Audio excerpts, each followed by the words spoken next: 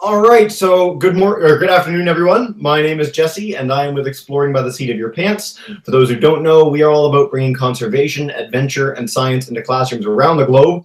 I'm really excited because today we are joined by 4 classes from across North America that have braved the winter polar vortex to be here with us today. Let's start with Miss Bowers' class, grade 6 through 8 in Easley, South Carolina. Hi, guys. Hi. Awesome. We got Miss Bartlett's group who can't figure out their mic and video right now, but they are kindergartens in Brampton, Ontario. We've got Miss Miller's grade 5s, also in Brampton, Ontario. We've got all the Bramptons today. Hi, guys. Hi. Awesome. And then, just for good measure, we've also got another Brampton class, Miss McIntosh's grade 5s in Brampton as well. Hi, guys. Hi. Hey. Of course, the reason you guys are all here today is that we are joined live from the Turtle Hospital in Marathon, Florida. They are our most popular hangout partner. They've done over 30 with us. And so they work in rescuing, rehabilitating, and re-releasing injured sea turtles. It's an amazing facility, and Teresa is the most incredible educator. She's going to walk us around the hospital and showcase a little bit what they do. Thanks so much for joining us, Teresa, and take it away. Well, thanks, Jesse. Okay, so we're going to start here with one of our smaller turtles. This is Neptune. So Neptune's only about a year and a half old. He's a little loggerhead. So loggerhead sea turtles are one of the more common species that we get down here in Florida.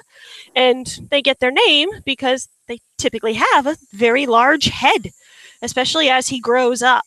In the old days when the ships used to come through the old shipping channels, they'd see these turtles come up for air and they'd go, "Log ahead," because it looks like a log bobbing up to the surface. But he's still little yet. Like I said, he's only a little bit more than a year and a half. It's just about 10 pounds now. And he's actually completely healthy. We got him in as a hatchling, only about 2 to 3 inches long, because he didn't really make it to the ocean by themselves. So what they're supposed to do is hatch out of their nest, and their nests are buried underneath the sand about a foot and a half deep. And then they kind of crawl out of the nest, crawl to the ocean, and then they swim offshore. We get the hatchlings and the babies when that doesn't happen. So sometimes they'll get stuck at the bottom of their nest, or they'll get distracted by light and they walk towards land instead of towards the water. So when that happens, they're not always sick, but they get very weak and exhausted and tired. So they typically come to us, typically keep them for just a couple months, give them a chance to build their strength back up before we let them go. But we want to help them as much as we can, so sometimes we'll keep 1 or 2 of them for about 2 years.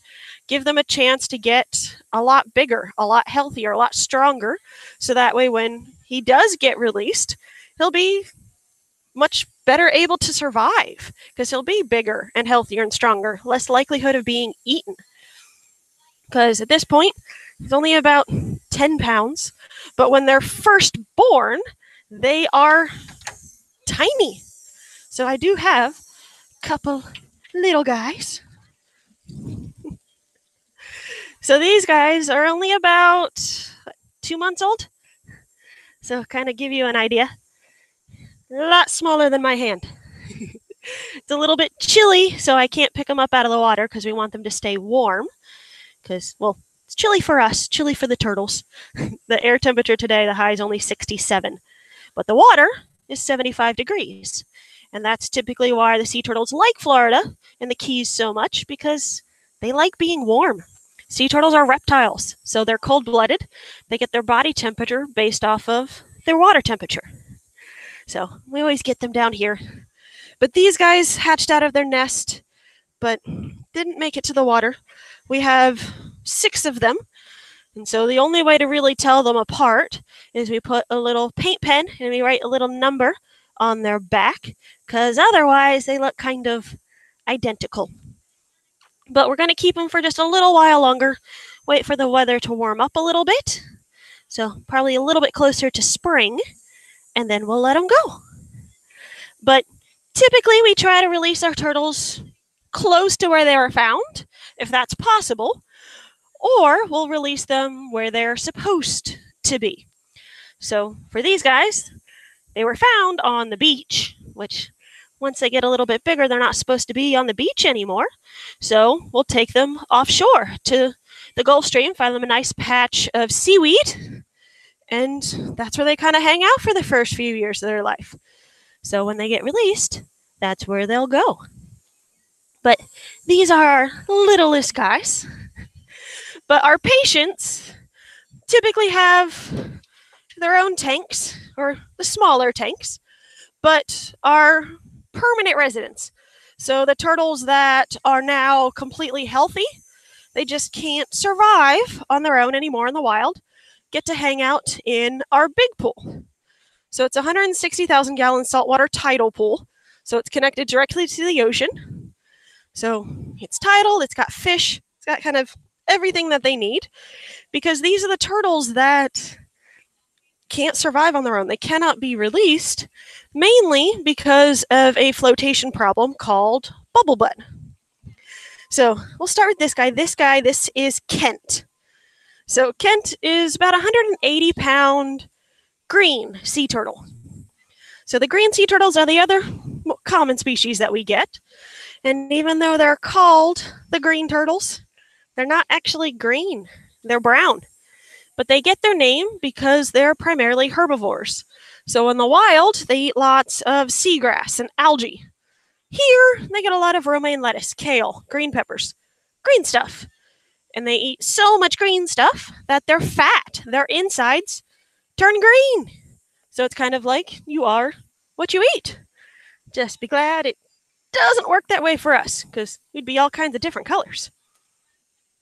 But these guys have what's known as bubble butt syndrome, which is what happens when they get hit by a boat, and the force of that boat strike causes air to get trapped underneath their shell. In a lot of cases, it also causes nerve damage, especially to their spine, which causes paralysis. And so because they now float, that's not good in the wild, because in the wild, the only time they're ever up at the surface is to breathe. But they eat at the bottom, they sleep at the bottom, they do everything at the bottom. So if they are stuck up at the top, they really are stuck. So give them a nice life here, more natural pool. And to kind of help them out, we attach lead weight to the outside of their shells. So on some of these turtles, they'll have grayish ovals and circles on their butts. Those are weights. So that way, when they want to, they can go down to the bottom and go to sleep. But eventually, the weights fall off, then they're back to floating again. And once you release a sea turtle, we're never going to see them again. It's not like they're going to come back for a checkup. So if they need the weights to live, they have to stay here. But they've got a pretty good life here. Got lots and lots of turtle friends, even some little fishy friends. But sea turtles are solitary in the wild, so they don't always care about the other turtles.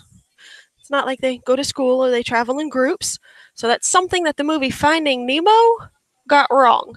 So that they don't meet their parents. They don't go traveling the currents together. So even when we do put them together in our big pool here, they just ignore each other. They're not mean to each other. They just don't care. So they'll knock into each other. They'll sometimes steal food from each other, but just no concept of social etiquette. But that's okay. Especially for the green sea turtles, because they're the herbivores, so there's no competition for food. Now with the loggerheads, like little Neptune, the first little guy, the loggerheads are carnivores. So they eat the crab, the lobster, the conch. They're hunters. So they get a little bit feistier. So you got to be a little bit more careful with the loggerheads. But you can put the loggerheads in the greens, and they do fine. But our largest turtle, because you've seen our smallest turtles. Our smallest turtles were the little babies. Our largest turtle is this big girl. This is Bowie. She's a little bit more than the 300-pound green sea turtle, and she's got bubble butt. So she's big, but she's not full grown yet. Sea turtles are actually pretty cool. They will never stop growing. So that's really the only way to determine their age is based off of their size. So green sea turtles will get to be about 500 pounds, shell length of just about 5 feet long. She's a little bit over 300 pounds, so she's probably at least 40 years old. But average lifespan for a sea turtle is about 70 to 100 years. So pretty long time. And she's still got a long way to go. Still got quite a bit bigger to get. And that's okay. But we'll kind of move up here to some of our other little patients. Because those are our permanent residents. Our patients are up here. They've got their own little tanks. And right now, we also have a lot of juvenile Kemp's Ridleys. So we've got ones like this little guy. This is a Kemp's Ridley. The Kemp's Ridleys are the most critically endangered. Let's see. The Kemp's Ridleys are also known as the ghost turtles. Let me see if I can find the tank with everybody in it, because they are really adorable. So, let's see. Got lots of turtles right now. We've got 66 right now. So, they keep us busy. Here are my Kemps. Okay, so, my little Kemp's Ridleys. We currently have 32 of them. These guys came to us back in the middle of December. They were transferred to us from New England because these little Kemp's Ridleys hang out up near New England during the summertime because it's nice and warm up there. There's lots of food. These guys are carnivores, so they eat the small crab, small lobster, which New England has a lot of. But they were kind of still there when it got to be winter, when it got to be cold. So they got what we call cold stunned. It's just like people in hypothermia. If they get too cold, their bodies start to shut down. So they first go to the New England Aquarium. They'll kind of stabilize them, get them ready for transport, and then they ship them south. Pretty much any facility down here in Florida and in the South will get some of these guys.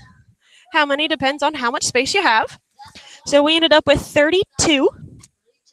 Now these guys don't have names because there's a lot of them. So they just got a number instead. Just like the babies, you put a little paint pen, write their number on their back.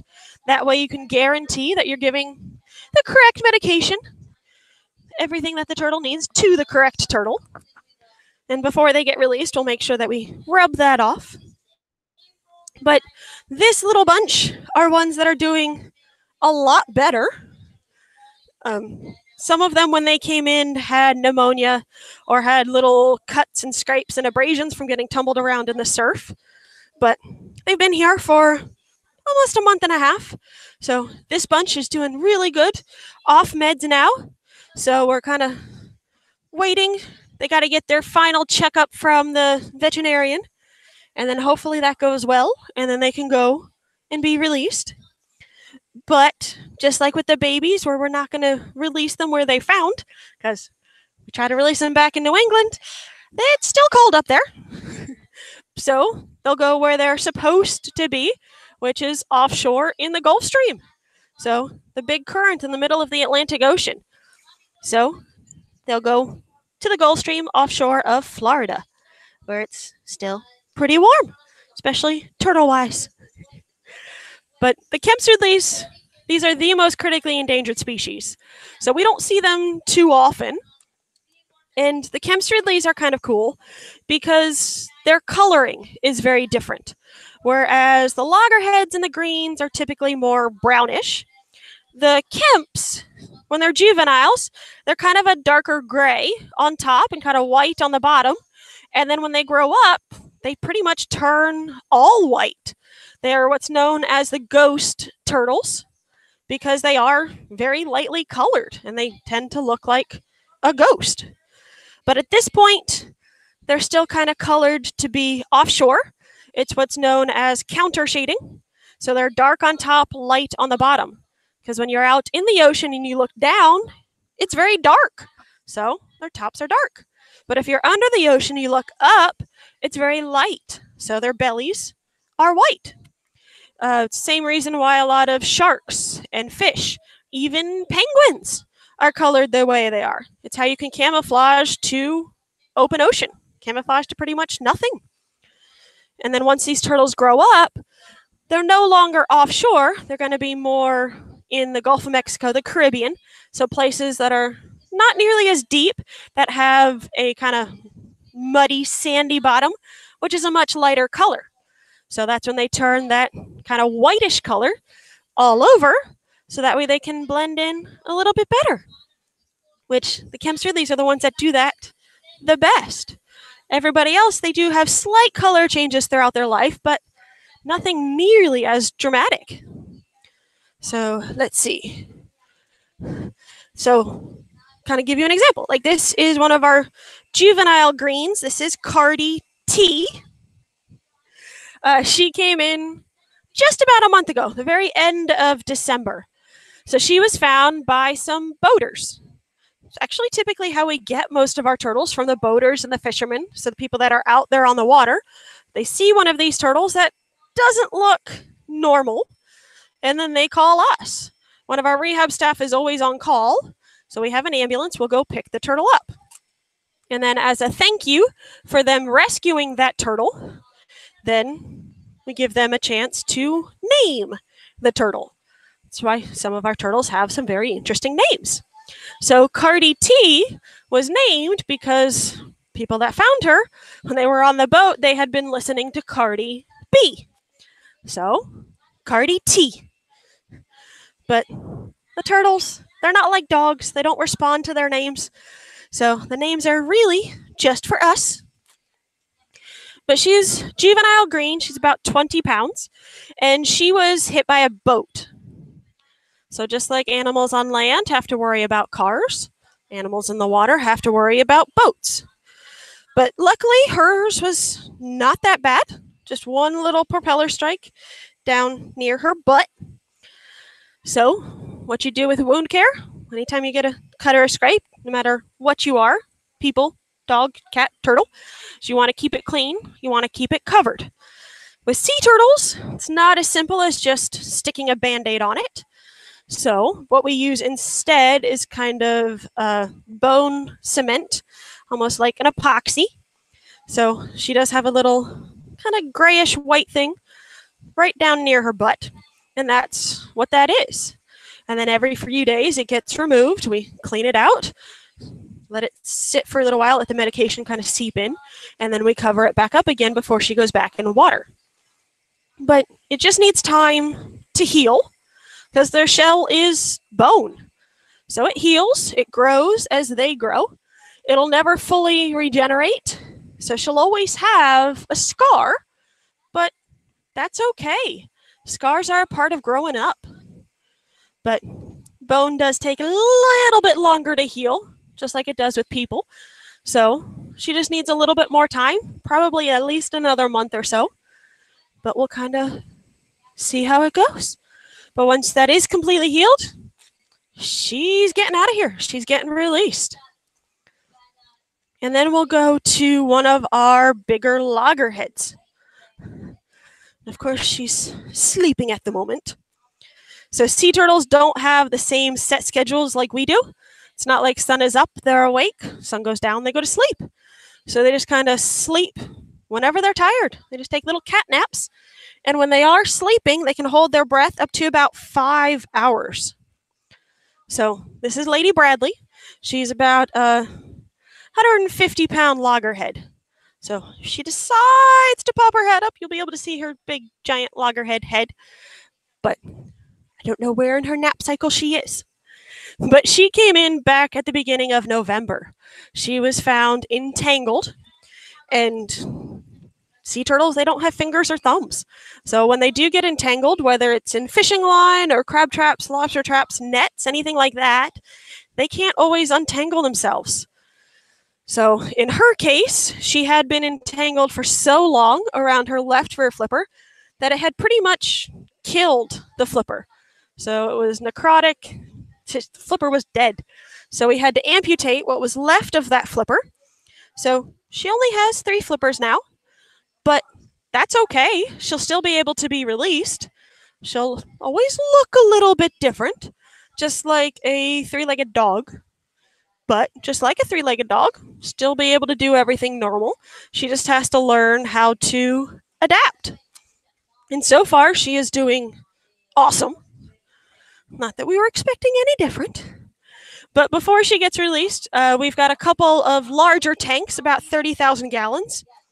So, kind of as her final test, what we'll do is we'll stick her in one of those tanks, give her some live food. Because loggerheads are carnivores. They eat crab, lobster, conch, things that move. So they're hunters. They have to be able to catch their food. So we have to make sure she can catch her food. Because if she can't catch a crab in a tank, she can't catch a crab in the ocean. But she's still got a little ways to go. She's still finishing healing. But hopefully not too much longer. Hopefully another month and a half-ish. It'll kind of depend on her. But she's thinking about waking up. She's not too sure at the moment, but she's thinking about it.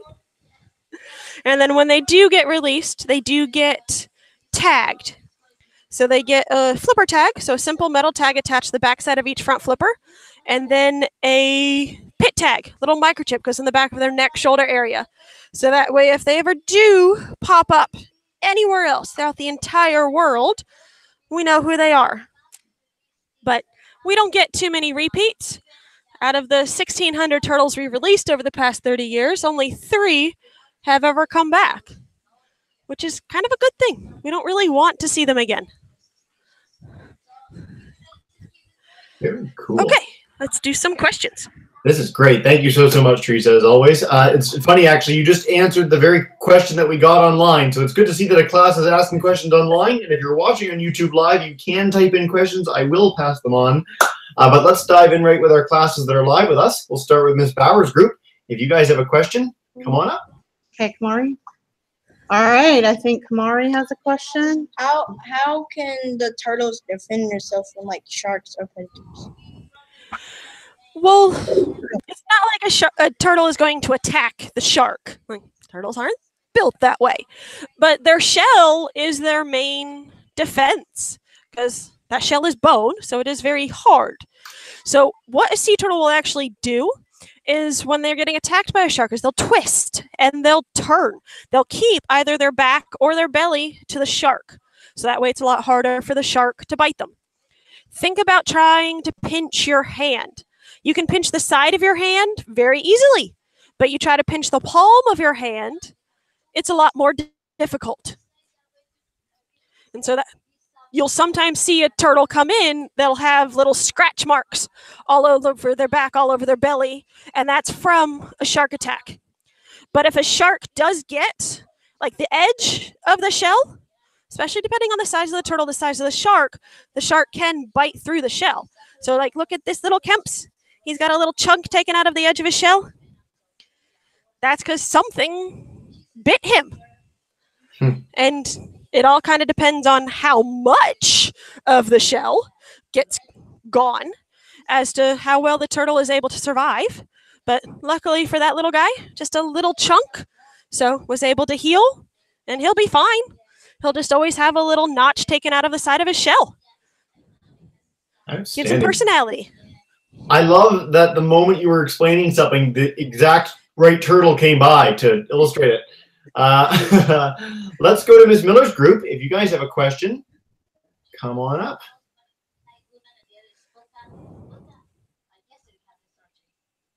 Yeah, so Ms. Miller's class, any questions? You can think about it. We'll come back to you. How about we'll start with Ms. McIntosh's group and go from there. Oh. Yeah, you're good. Hi, my name is Yash, and my question is, won't the turtles forget all their normal routines when they go back to New England? He muted us, though. Not really. So sea turtles are actually kind of unique. So sea turtles, once that mama turtle lays their eggs, that's it. She's done. She never sees those babies again. So from the moment a turtle is born, they're on their own. So all of their knowledge is instinctive. So they're not like us. They don't have to have their mom or dad teach them what to do. So that's why we are able to raise them in captivity, like Neptune, or kind of hold on to the babies for a little while, because they already know what to do. And so even like with these little Kemps, even though they came from New England, we can release them down here off of Florida. They'll still know everywhere to go because it's already built into their brain. And they also have kind of a very primitive version of GPS, because sea turtles will actually return to the same beach that they were hatched from to lay their eggs. We're not completely sure how they do that. Like we kind of theorize, we think that they kind of tap into the Earth's magnetic, because we know that they do have magnetite in their brain. We also think it might be chemical cues in the water. So even being released off of Florida, they still know where they are. They still know where they need to go back to. Very cool. All right, let's head back to Aloma Crescent. And if you guys have a question now. Can you hear us? Yep, you're good. Okay, so how can we prevent the extinction of the sea turtles? Good question. Well, a lot of it is just being more environmentally aware, environmentally conscious. So with some turtles like Cardi T, who get hit by boats, it's just like when you're driving a car, you have to be aware. Like, look out for wildlife. Just like when you're driving a car, you look out for deer and for squirrels and everything else. Same thing when you're in a boat. So just keep your eyes open for the turtles and the dolphins, the manatees, things like that. But it's also a lot of just being aware that when you throw stuff away, it's not like it just magically disappears. So certain things like the entanglements, like with Lady Bradley, who's still sleeping. I was kind of hoping she might be awake at this point, but nope, she's still sleeping. Because if you just go fishing, you throw your fishing line overboard, something's either going to eat that or get entangled in it, which either option is not really a good thing, but they don't know any better. They're just animals. It's up to us who do know better to be aware of that. And then it's just recycling as much as you can.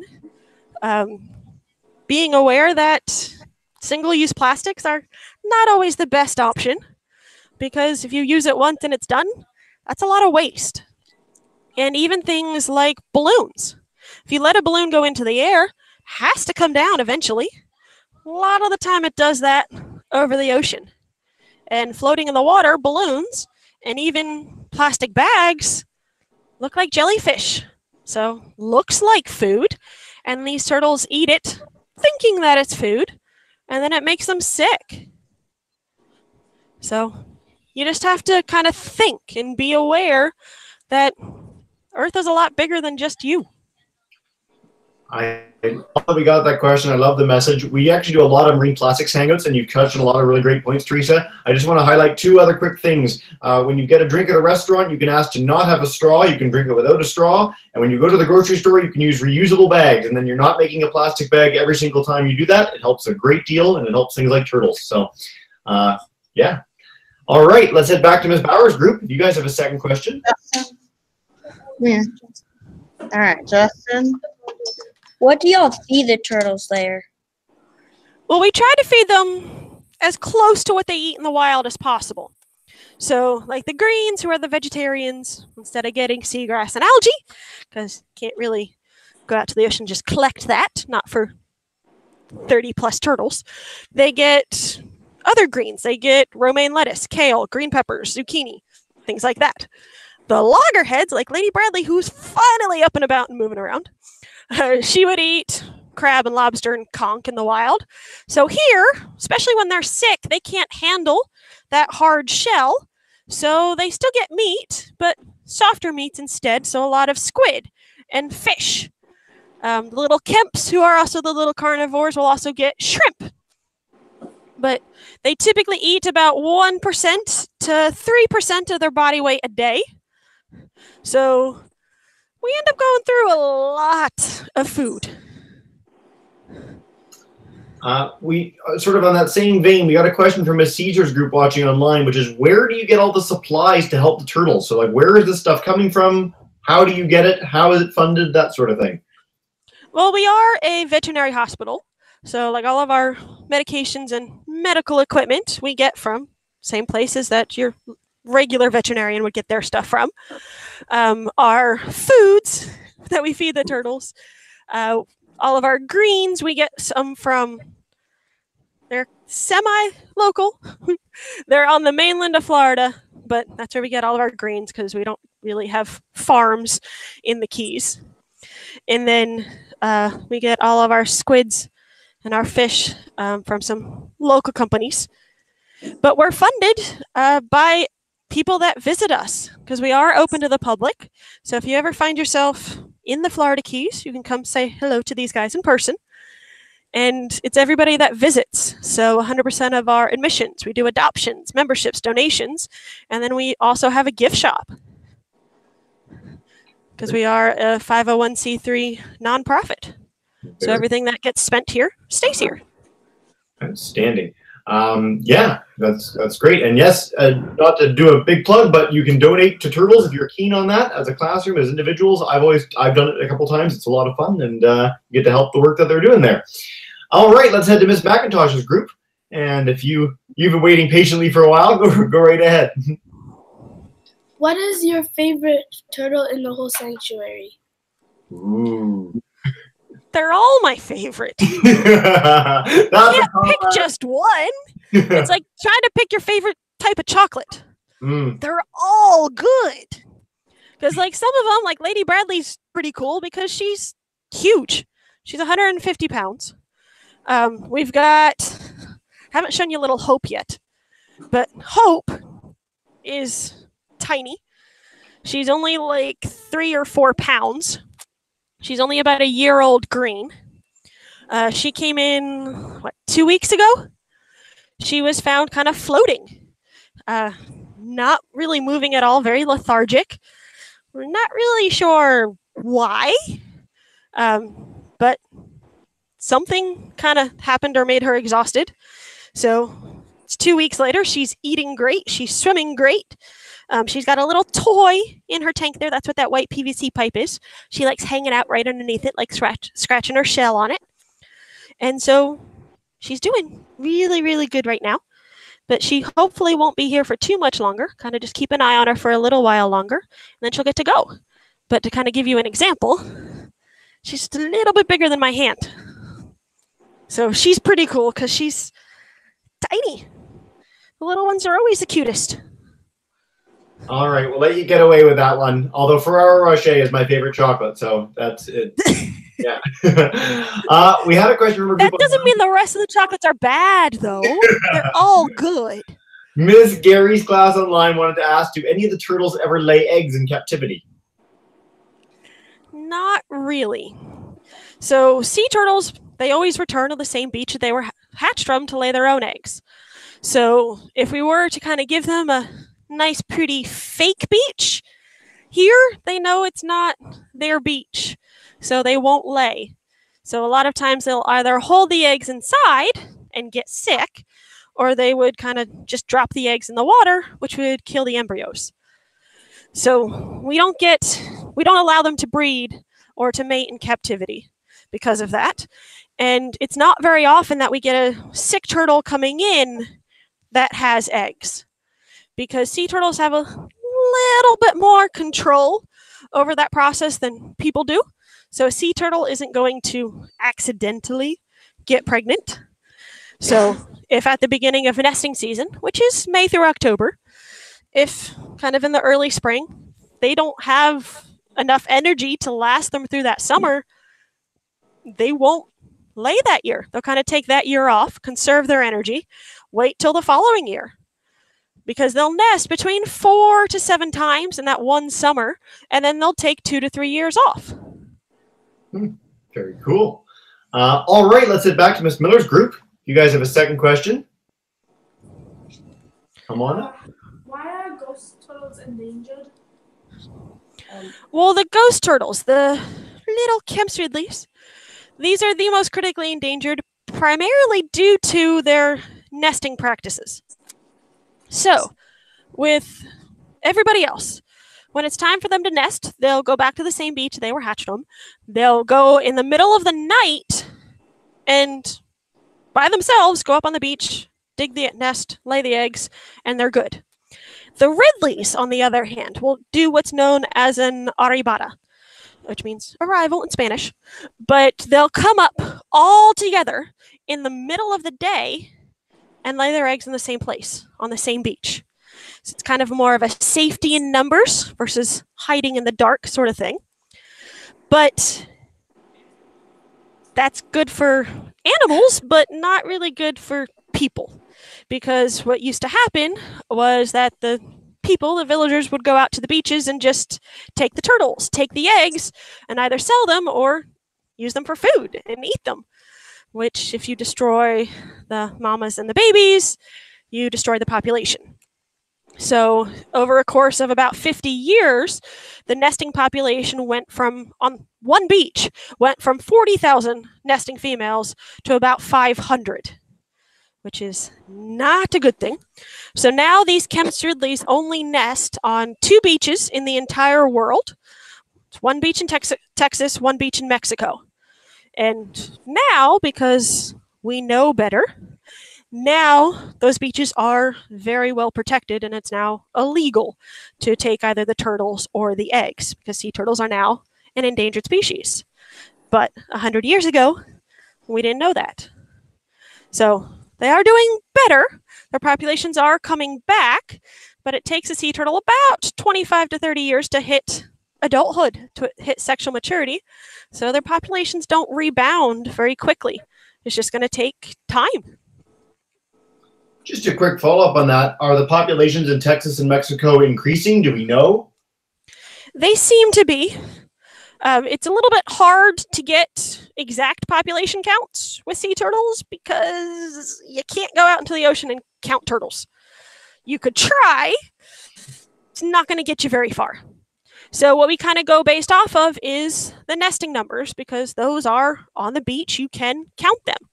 So yes, every year their nesting numbers seem to be gradually increasing. So we do assume that their overall population is increasing as well. We just kind of have to continue on the same track and not backslide. All right. We have time for 3 more quick questions, guys. We're going to go through each class, give you guys a chance to do one last question. So we'll start with Miss Bowers' group. You guys have a question? Tracy, did you have a question? Yeah, we had another question. Why does turtles have to go in the water like where she puts them at? What do you mean? Like when they put them at, and then when she releases them, they sometimes they. Well, we've kind of screwed up their systems enough by them being here, just because it is stressful. Like, you don't like going to the hospital. Like, these turtles don't either, and they don't always understand what's happening to them. So we try to put them back to where they were found, so it's a little bit less stressful and they know where they are. So we try to keep their stress levels as low as possible. That's why, like, our water for all of our tanks and everything comes from the ocean, because the ocean isn't that far away. It's one of the perks of living on an island. Like, at the moment, it's a lot of seaweed right near shore because of the winds, but we can pull our water from this, so that way it's a little kind of taste of home. And so it's stressful enough being in a tank, but at least it's the same water. Just like if you ever go on vacation and you taste the tap water, something's just not right, because it doesn't taste like home. All right, let's head to Miss McIntosh's class. Again, thanks for waiting so patiently. Okay, say hi. Hi, my Hi. name is Anna. My question is, what country has the most turtles? What country has the most turtles? What country has the most turtles? Good job. Well, that's the great thing about sea turtles. So they're kind of everywhere. So even though our turtles may come from, or we get them from right around Florida, right around the Keys, doesn't mean that they were born here. All of the oceans are all connected. Sea turtles can travel for thousands of miles. So that's why it's not just what we can do, it's what worldwide we can do. So we work with lots of other different countries and facilities because it is going to take a worldwide effort to protect these guys. So no set country has the most. They're all over the place, and this is something where we all need to work together. Yeah, and they do have their own nesting beaches. So like Florida, top 2 nesting beaches in the world for loggerheads. But they don't stay in Florida their entire lives. Right. And then we'll wrap up with one last question from Miss Miller's group. Take it away, guys. How can we tell the different genders of sea turtles? Good question. So to tell their gender, it depends on their size. So when they're younger, they look identical. You cannot tell just by looking at them if they're boys or girls. So we do sometimes end up with turtles with the wrong names. So we do have an April, who's a boy, and a George, who's a girl. But luckily, they don't care.